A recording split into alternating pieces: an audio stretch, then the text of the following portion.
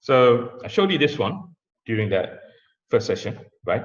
This is basically a box camera. Now, box cameras do come in different types. You can get IP box cameras. You can also get analog box cameras. So it doesn't matter, right? And then the whole idea about box camera is just you're sort of customizing the solution for customers. So rather than just giving one set of solution to the customer, you're customizing it. So you're going there, looking at the application, and then deciding what type of lens is the right lens to use there, and then you're customizing the solution. So if you buy a lens like that, normally what we call C mount and CS mount.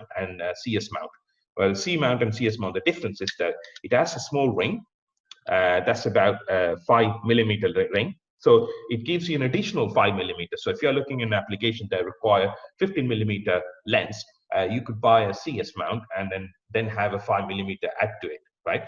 The advantage and disadvantage is if you buy a box camera, which is CS mount, and the lens is CS mount, they works together. There's no problem, right? If you buy a box camera, which is a C mount, and you end up buying a CS mount, right? Now they're not compatible, but it's easy. You can take the ring out, then the lens will become C mount. So C mount to C mount is compatible, right? So in any case, and how this one's work, CS mount, worst come worst scenario, you're taking the ring out and then connecting it to the camera, right? So always go with the CS mount, right? When you come to the camera, you can go with the C mount and CS mount, doesn't matter, right? Because when you have the flexibility with the lens, it's easier. Then this part. And I said I'm going to explain this part a bit later. This part is what we call auto iris. What basically is it controls the lights that fall into the camera. Now, for example, if someone comes and put a torch on it, so I can do that myself. Now I can put a torch on this camera, you will not see me, right? It's too much light, right? So what it does is the iris goes smaller, so that it allows the right amount of light to go through the lens to form the image. So iris going smaller. Then again, if it's no light at all, the iris goes bigger so that it can allow more lights to go in. So the iris has to go bigger to allow more lights to come in. This process can automatically done with this lens. How does it work? It's got a small motor that can do that job for you, a coil.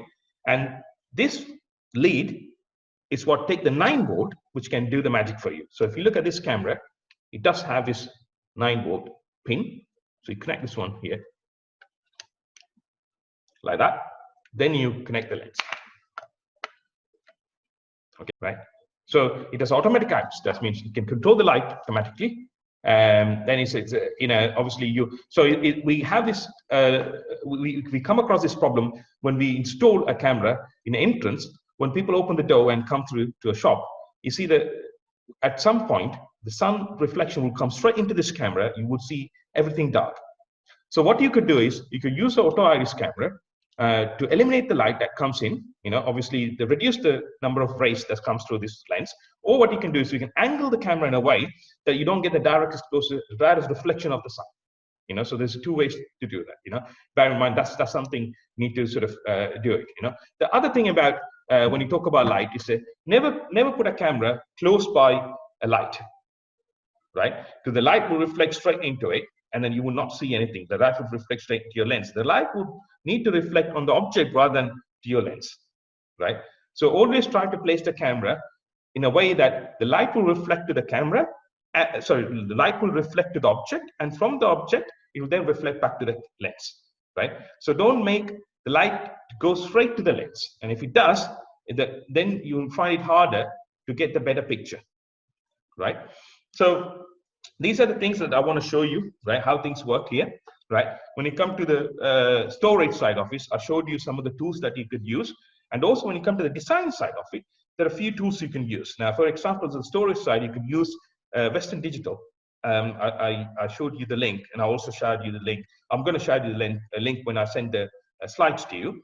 But also, when you come to designing, you can use JVSG designing tool, right? Now, this tool, they give it free for first 45 days. It's a fantastic offer because you can now use that 45 days to learn how these lenses work and so on. So it's called JVSG. And when I send my handouts to you today, I also include the link for you to download this. And bear in mind, once you download it after 45 days, even if you uninstall and install it again, you will not get that again. So obviously they're trying to make money by selling it. But again, for me, for my learners, you get an understanding of how the designing work, and also it gives the experience of sort of how to design the cameras. So that's a good tool to use. And the Western Digital is a free tool for you to use to establish the hard disk size, or the required storage, right? So that's from me today, right?